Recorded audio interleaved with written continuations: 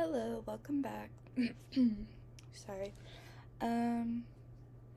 So I'm hoping we can get a couple chapters in during. What the heck is all over me? Okay. I'm hoping we can get a couple chapters in before I have to go off to work. So with that, let's go ahead and just jump straight into the book, because I think we left off on chapter 9, which, like, we still got a good chunk, like, a lot, like, we're barely into the book, but, because there's, like,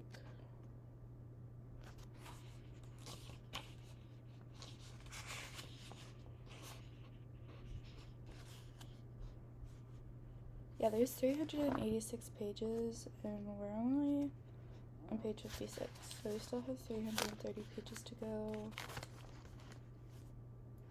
So yeah, let's get started. It looks like we're on Kate. So chapter 9, Kate. Kate grabs her bag and runs to the car. In the rearview mirror, she sees that the birds, crows, she thinks are still ascending, higher than the bone-yellow moon, the night shimmering with their cries. Don't look, she says to herself, her breath misting in the chill air of the car. Her palms are slippery with sweat, and she wipes them on her jeans so that she can turn the key in the ignition. The engine jolts into life, and she reverses on the road, heart pounding. There are no streetlights, and she flicks on the high beams as she speeds down the winding lanes. Her breathing is shallow, her fingers tense as claws on the steering wheel. She half expects the headlights to reveal something menacing and otherworldly, lurking around each corner. She makes it to the slip road. If she keeps driving, she could be back in London by morning. But then, where would she go? Back to the apartment? Staring down the barrel of the highway, she remembers what happened the first time she tried to leave. It had been soon after they started living together, an argument about her job in children's publishing. He'd wanted her to quit, so she couldn't deal with the stress. She had a panic attack at work during the weekly acquisition meeting. Simon had picked her up and brought her home, then sat across from her in the living room with its glittering view, haloed by the sun like some terrible angel. His words crashed over her. She couldn't cope. He didn't have time to deal with this. There was no point in her working when he earned so much. It was a useless job anyway. What was the value in a bunch of women nattering about made-up stories for children? Besides, she obviously wasn't very good at it. After all, she barely brought home a quarter of his salary. It was at this last statement that did it, that sparked some forgotten fire in her, and so she looked him in the eye and said that she hadn't been able to tell the kindly colleagues who'd brought her tissues and a cup of tea as she recovered at her front desk. Work wasn't the problem. Simon was. His face darkened. For a moment he was still, and Kate's breath caught in her throat. Without a word, he threw his cup of coffee at her. She turned her face away just in time, but the boiling liquid splashed her left arm, leaving a pink line of scalded skin. It was the first time he had hurt her. Later it would scar. That night he begged her not to go as she packed her things, telling her he was sorry. It would never happen again. He couldn't live without her. She had wavered, even then. But when the taxi arrived, she got in. It was the thing to do, wasn't it? She was supposedly an educated, self-respecting woman. She couldn't possibly stay. The hotel in Camden, she remembered. It had been all she'd been able to find and afford at such short notice. Had been cold with the musty stink of mice. The room overlooked the street, and the windows shook with every car that drove past. She lay sleepless until morning, watching the ceiling glow with the passing headlights, her phone vibrating with pleading texts, the burn on her arm throbbing. She called in sick to work the next morning, spent the day wandering the markets, staring into the oily depths of the canal, searching for resolve. By the second night she decided to leave him. But then came the voicemail. "Kate," he said, voice heavy with tears. "I am so sorry that we fought. Please come back. I can't live without you. I can't. I need you, Kate, please. I've taken some pills. And just like that, her resolve evaporated. She couldn't do it. She couldn't let someone else die. She phoned 999. As soon as she knew the paramedics were on their way, she called a taxi. On the drive back, she stared blankly out the window as the neat terraced houses, gleaming dark in the rain, gave way to the images from her childhood nightmares. Black wings beating the air, the road glossy with blood. I am the monster. What if she was too late? That yellow ambulance was parked on their street by the time she got there. She'd barely been able to breathe in the elevator, had hated it for delaying her as it cranked slowly up the building. The front door of the apartment was open. Simon sat on the couch in his pajamas, flanked by 2 female paramedics. Pill bottles glinting on the coffee table in front of him, unopened. Ice formed in her gut. He hadn't taken them at all. He'd lied. She stared. He looked up at her, and the tears fell freely down his face. I'm so sorry, Kate, he said, shoulders shaking. I was so scared that you would never come back. The paramedics didn't notice the blistered skin on Kate's arm. She walked them to the front door, promising she'd call 999 again if Simon displayed any more signs of suicidal ideation, agreeing not to leave him alone, to follow up on a referral to the local psychology team, then shut the door behind them carefully. Simon got off the couch and walked towards her until she felt his breath on the back of her neck. Together they listened to the elevator going down the shaft. I'm so sorry that I left, said Kate. Without turning around, please promise me you'll never hurt yourself or do anything stupid again. Stupid. She knew as soon as the word left her mouth that she made a mistake. Stupid? Simon asked, keeping his voice low. He gripped the back of her neck tightly before shoving her against the wall. She resigned from the publishing house the next day, surrendering not just her paycheck and her sense of self, but her strongest link to the outside world, to the woman who had made her feel valued, intelligent, like she was more than just his girlfriend, his plaything. Kate switches off the indicator. She thinks of the cells knitting together inside her and is hit with a wave of nausea. If she goes back, if he finds out about the baby, he'll never let her leave. She turns the car around. The next morning, Kate walks to the village for supplies. The early spring air is cool against her skin, with a smell of damp leaves and things growing. Kate shuts the front door and swallows burst from the old oak in the front garden. She flinches, then watches them pinwheel through the blue sky while she collects herself. The village is just 2 miles away. The walk will be invigorating. I don't know. She tells herself maybe she'll even enjoy it. She sets off down the lane, which is bordered by the hedgerows, fringed with unfamiliar white flowers that remind her of sea foam. There's the squawk of a crow, and her heart quickens. She looks up, craning her neck until she grows dizzy. Nothing, just branches, pattering an empty sky, their tiny green leaves quivering in the breeze. She walks on, passing an old farmhouse with a sunken roof. Sheep bleat in the surrounding fields. Crow's beck looks as though it's barely changed for centuries. The only signs of modernization are a BT phone box and a bus shelter. She passes the green with its ancient well and another stone structure, a small hut with a heavy iron door. Perhaps it was the village jail once upon a time. She shudders at the thought of being confined in such a small place, such a small space, doom closing in. Beyond the green is a cobbled square, hemmed in by buildings, a mishmash of stone and timber, some hunched beneath jutting Tudor gables. A few of them are shops. There's a greengrocer and a butcher, a post office, a medical center too. In the distance she sees the spires of the church, glowing red in the sun. She hesitates in front of the greengrocer.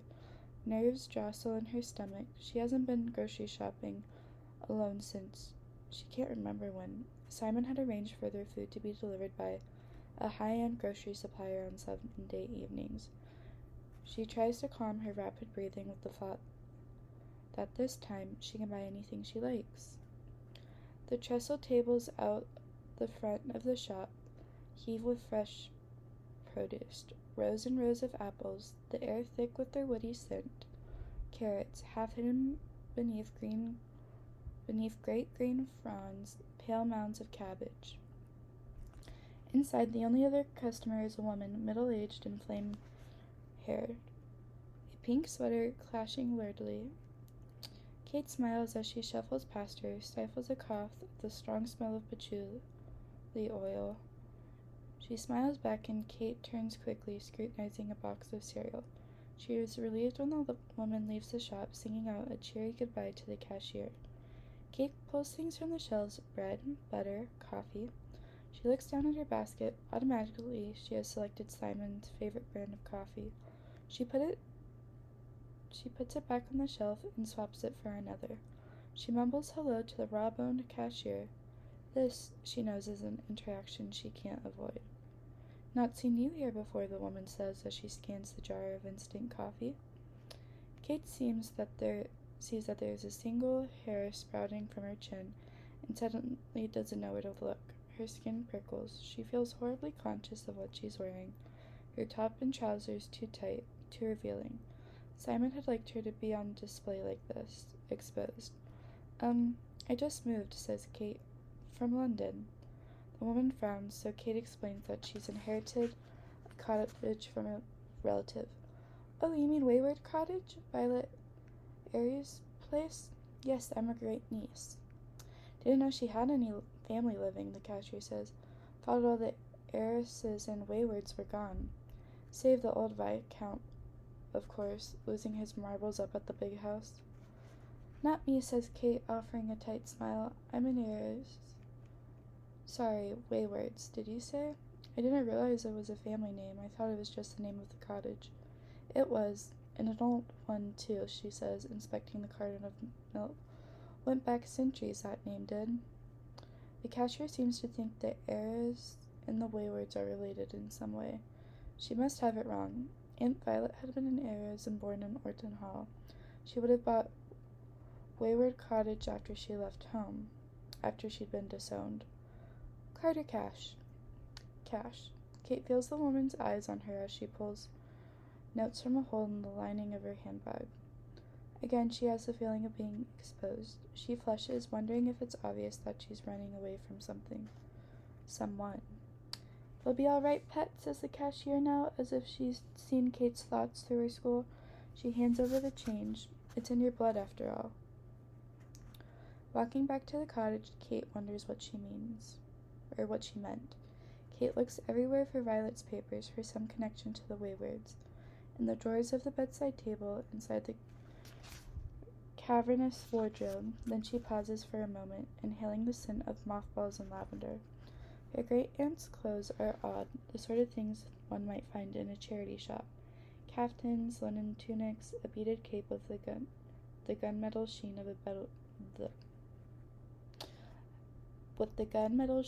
of a beetle's shell. Chunky necklaces cascade down the inside of the door, clinking against an age-spotted mirror. She can't stop looking at the cape, at the way it catches the light. Tentatively, she brushes it with her fingertips. The glass beads cool against her skin. She plucks it from the hanger and slips it around her shoulders. In the mirror, she looks different. The cape's dark glitter brings out something in her eyes, a hardness she doesn't recognize. Shame flushes her skin. She's acting like a child playing dress-up. She takes off the cape, hurriedly shoving it back on its hanger, shutting the wardrobe doors. She catches another glimpse of herself in the mirror. There she is, clad in clothes he had chosen, her hair bleached and perfectly layered just the way he likes. The woman with the hardness in her eyes is gone. She looks under Aunt Violet's bed.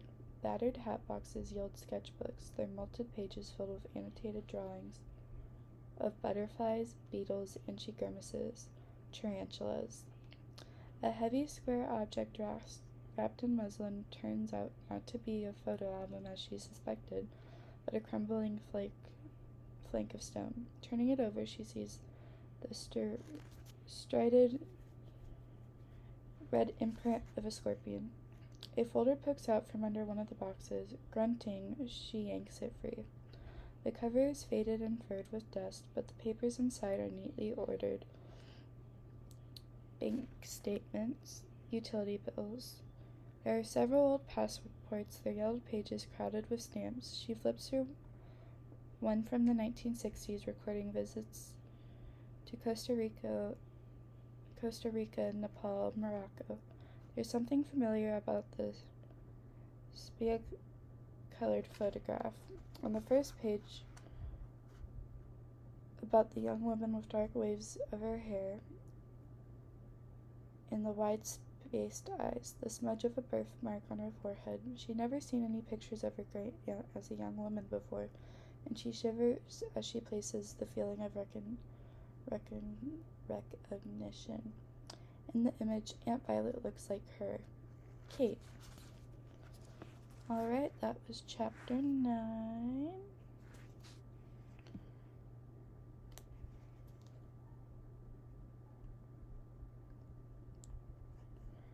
Okay, chapter 10, Alpha.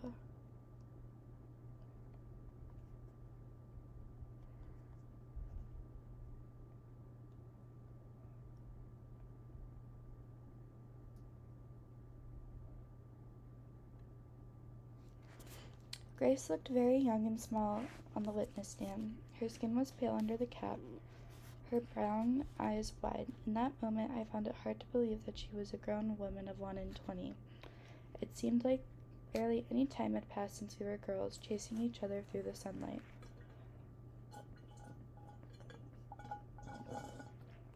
Dang.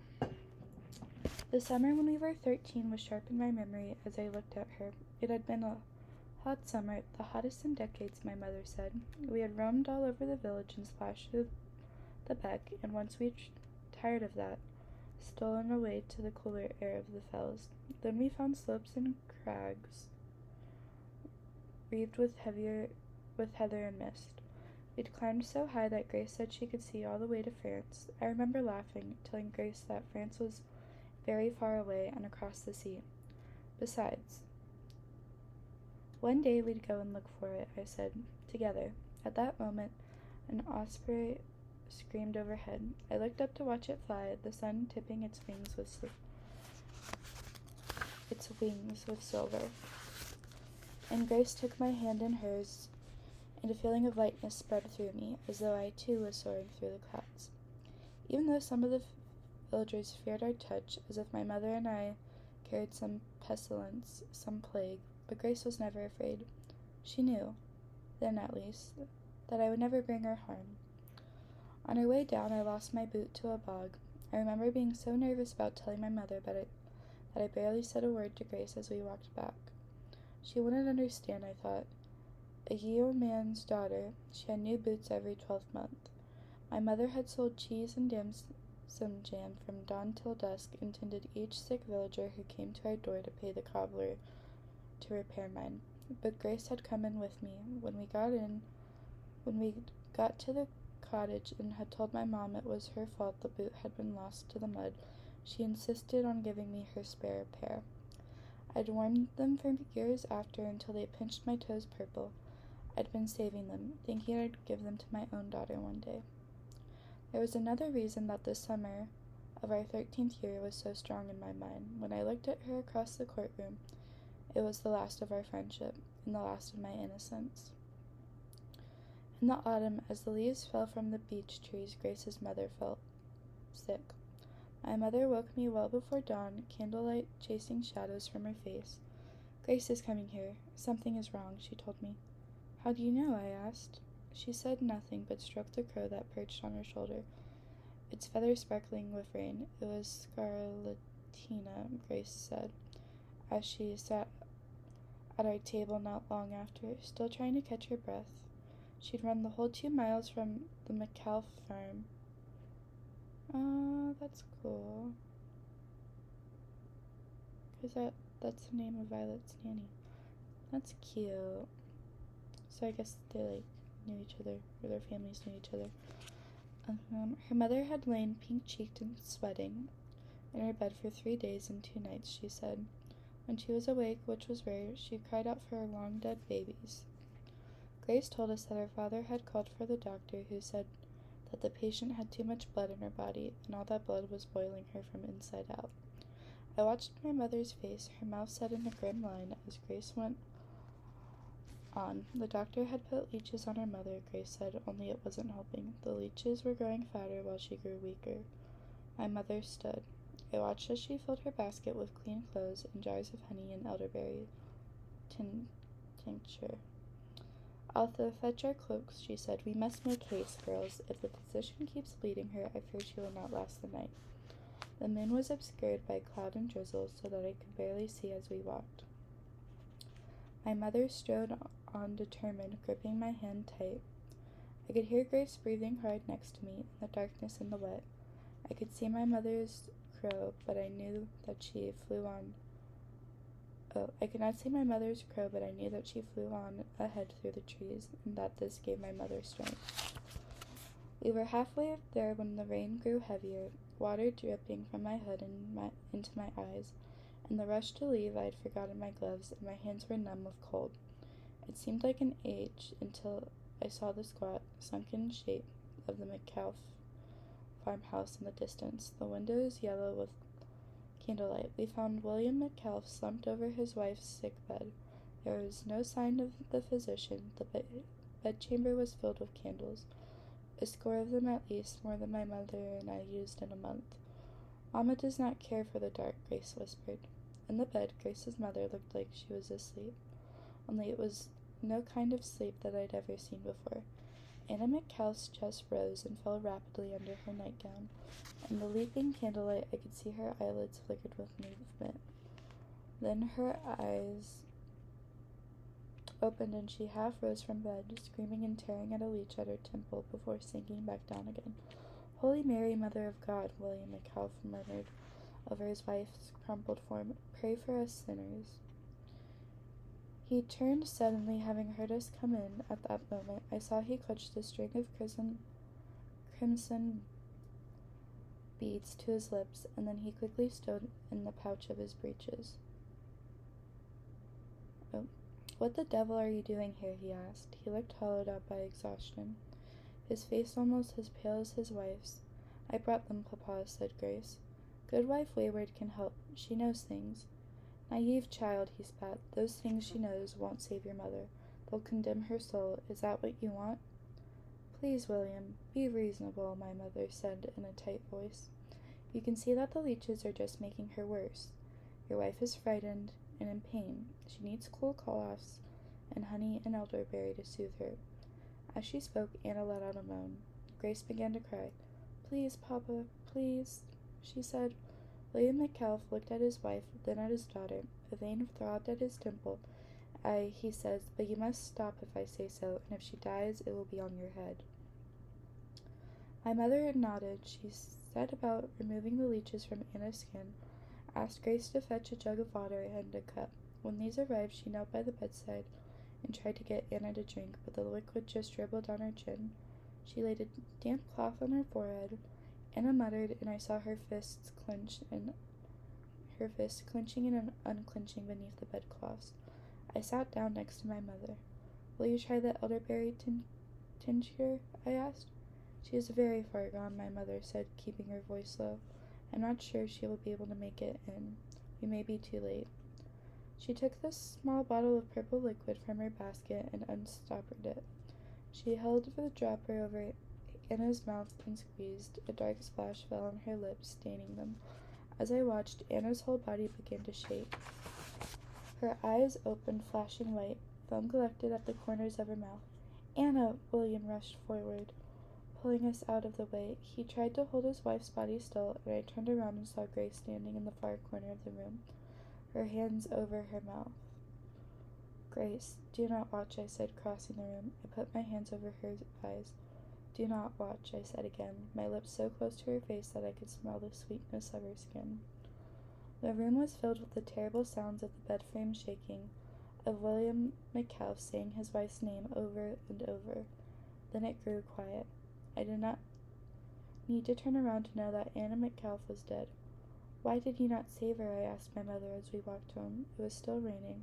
Cold mud seeped into my boots, the boots that Grace had given me. "I tried," my mother said. "She was too weak.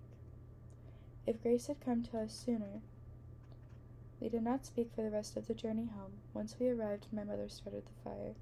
Then we sat looking into the flames for hours. My mother with her crow at her shoulder until the rain eased and we could hear the birds singing outside. In the days that followed, I longed for Grace, longed to hold her close,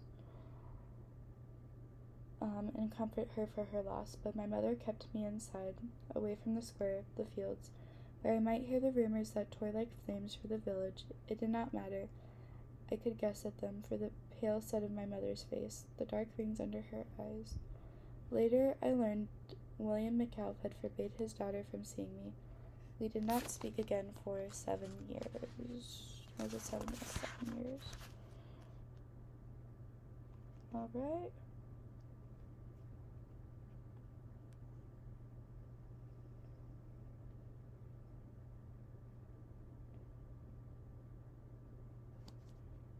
Okay, chapter 11. Violet. Violet woke up the next day exhausted from lack of sleep, but she got straight out of bed even though it was a Saturday and she had no lessons. She couldn't get her discovery out of her head. The strange word scratched into the wainscoting behind her bedside cabinet. Weyward. She touched the gold pendant that hung from her neck, tracing her fingers over the W. What if the initial didn't stand for her mother's first name, as she thought for all these years? What if it stood for her last name? Before she married father and became Lady Ayres. Longing swelled in Violet's ribcage. She was struck with a sudden desire to push the bedside table aside again and run her fingers over the etchings, to feel something her mother might have touched. But why would her mother have put her own name there? Had she meant for Violet to discover it one day? She threw back the covers but quickly drew them up again when Miss Kirkby knocked on her door with a tray of tea and porridge. The housekeeper had a distracted look clouding her broad features and a faint, meaty aroma.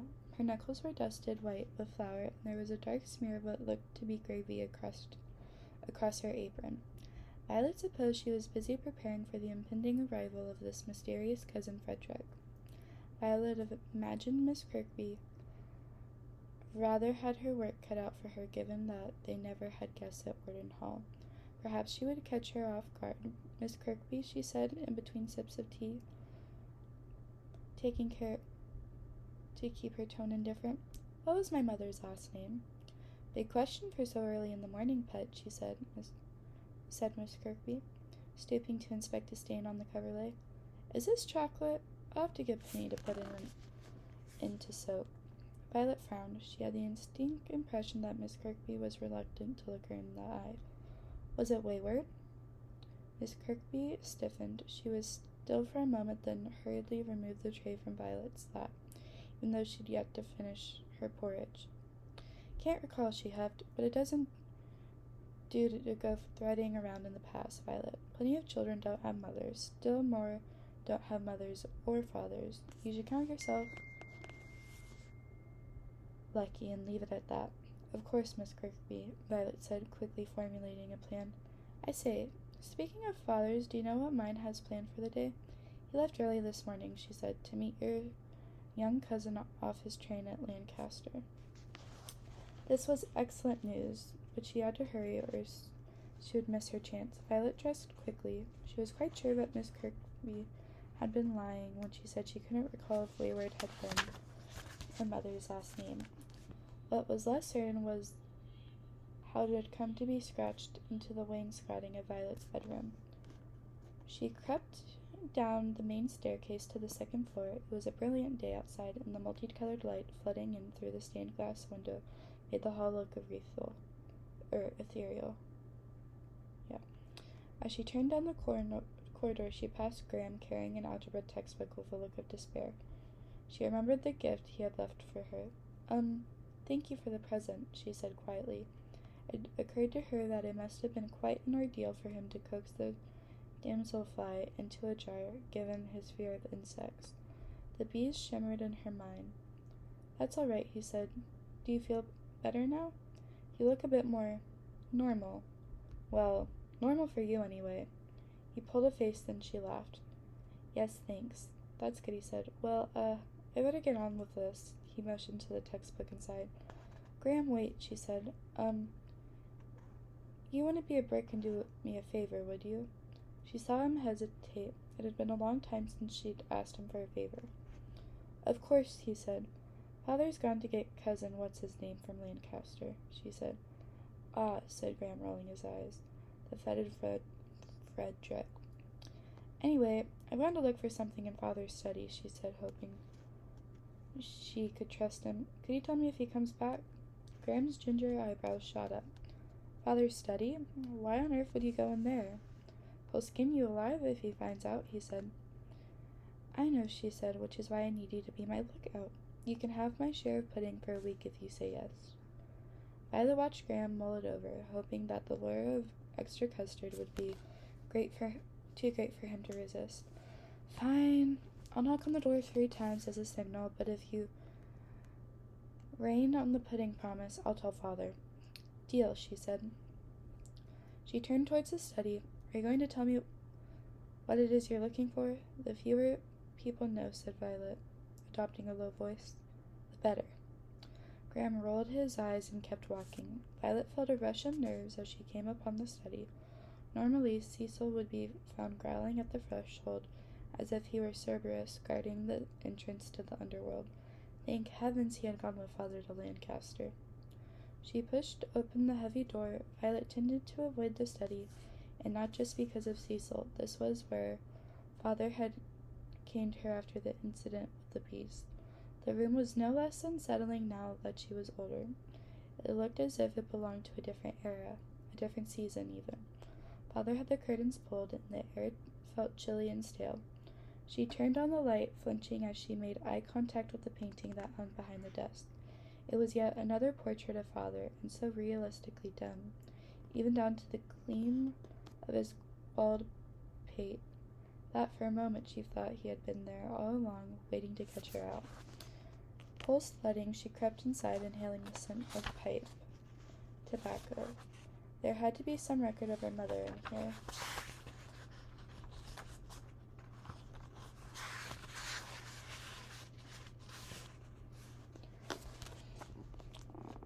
How could a person have lived and died in a house yet leave only a necklace and a stash of letters behind? It was as if Father had scrubbed her from the face of the earth. She scanned the shelves with their ancient spines labeled in faded blue ink, ledgers, dozens of them. She pulled out the marked 1925 and flipped through it. Could there be something in here about the May Day festival where her parents had met? But no, it was just pages and pages of numbers transcribed in Father's cramped, terse hand. It took skill, Violet thought, to make even your handwriting look angry. She slammed the ledger shut in frustration. She looked around the room. Father's mahogany desk hulked beneath his portrait.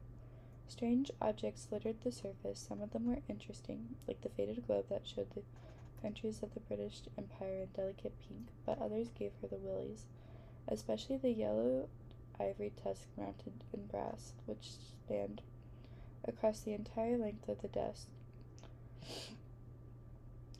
It conjured images of Babar and Celeste, heroes of her favorite childhood books, which, like all the other nursery volumes, had originally been given to Graham. Tuskless and bleeding, it made her feel sad for another reason. As a child, Violet had assumed that Father's kuros, as he called them, were signs that he shared her love. Curios? I don't know. That he shared her love of the natural world, but it was when Father was telling her and Graham the story of how he came to possess the tusk on the same hunting trip to the southern Rhodesia that he'd acquire Cecil, skinny and cowering as a puppy. But she'd realized how wrong she was. Father didn't care that elephants formed close-knit matriarchal groups, that they mourned their dead like humans, nor did he consider that the elephant he had killed for the mere sake of an ornament on his desk would have been bewildered by fear and pain at that moment.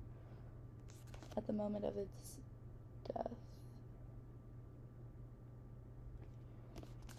For father, the tusk and everything else in the hall like it was just a trophy. These noble creatures weren't to be studied or venerated, but conquered. They would never understand each other. There wasn't time to dwell on such things now, she told herself. After all, she had a mission to accomplish. She was sure that the desk drawer would be locked, but to her delight, it slid open easily. Violet rifled through the contents quickly. Father's leather writing case with the heir's insignia, an osprey picked out in gold, an old pocket watch with a broken face, letters from the bank, his pipe. She was just beginning to think that father hadn't bothered locking his desk because it held nothing important when she saw the feather.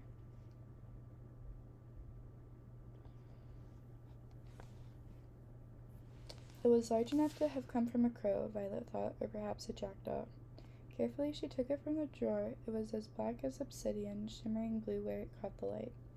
She saw that it was streaked with white, or rather with queer absences of color, like an unfinished painting. The feather appeared to have come loose from a soft wad of material. On closer inspection, Violet saw that it was a handkerchief, fashioned from a delicate linen that had been eaten away by moss. There was a monogram in the corner of the handkerchief, the letters E.W., picked out in the bottle green silk. Violet's heart fluttered in her chest. E.W. W for Weyward? Underneath the layer of dust, Violet detected the faintest whiff of something light and floral coming from the handkerchief. Lavender. It was barely there, the ghost of a scent, but it was enough. The memories instantly flooded her brain, as if she had tapped into a hidden spring. The feeling of warm arms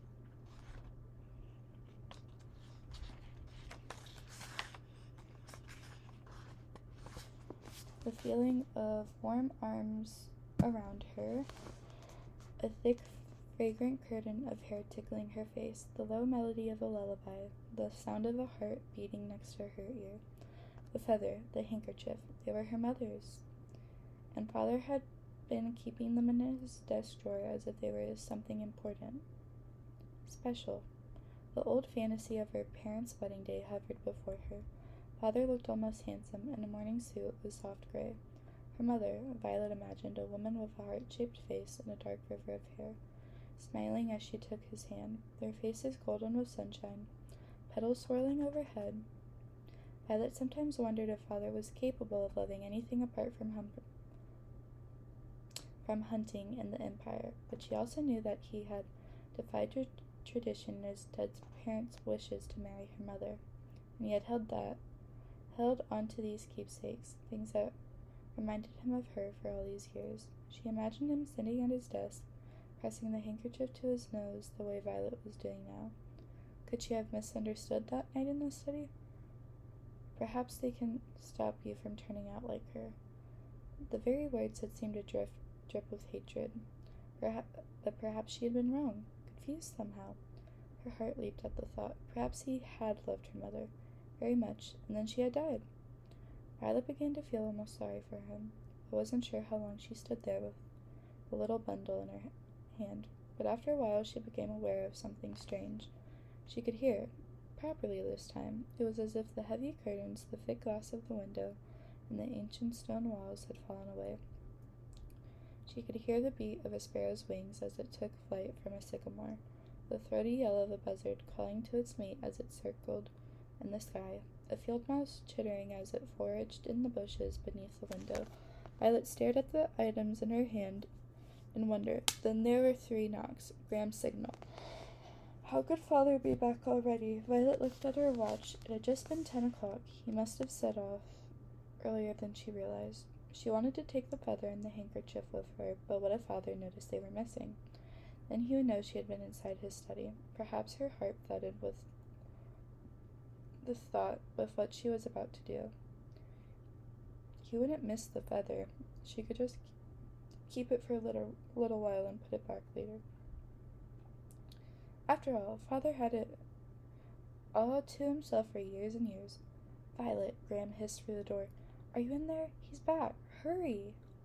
Her blood humming with excitement, Violet pushed put the handkerchief back in the drawer, then shoved the feather into the pocket of her dress.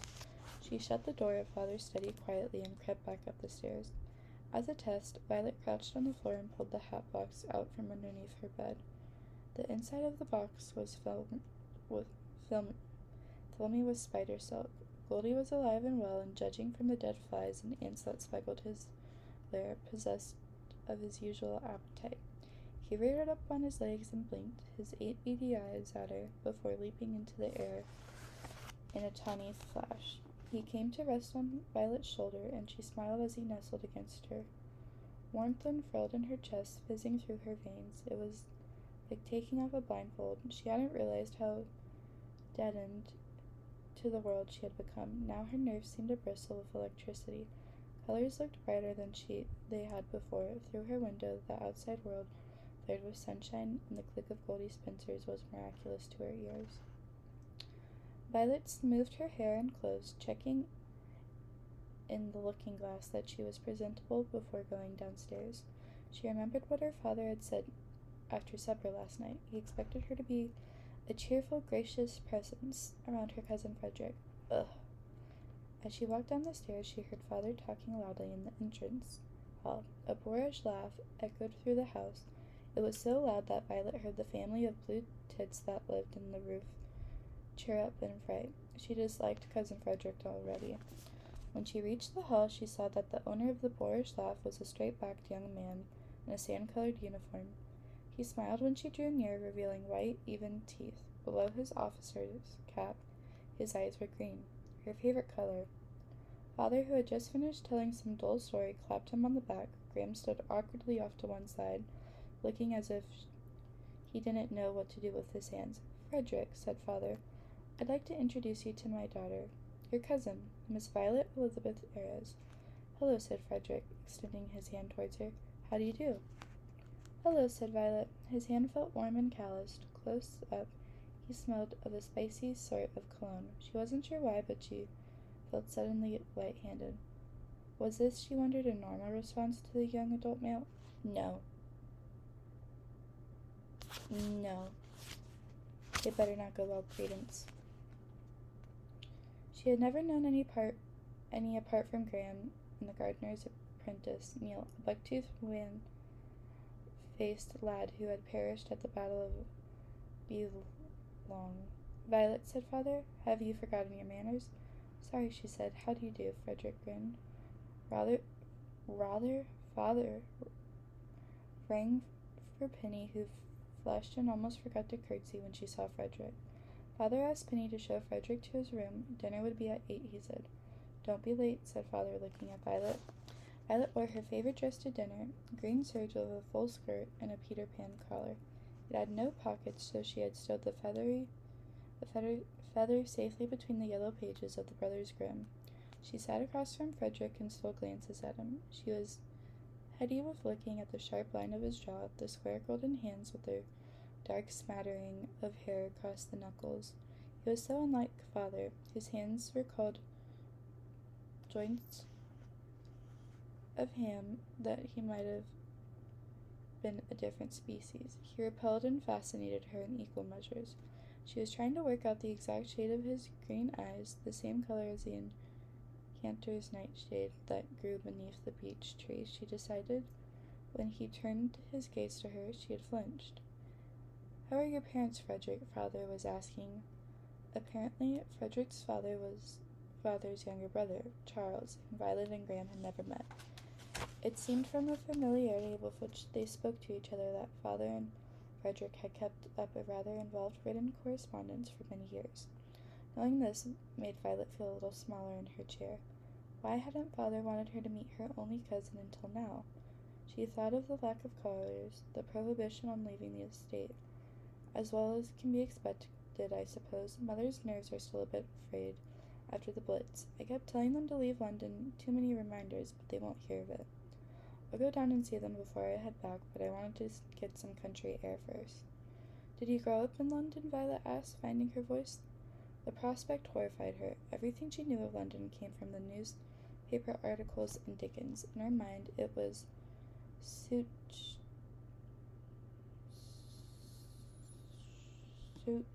choked and sunless, with no animals except mangy foxes foraging in the alleyways.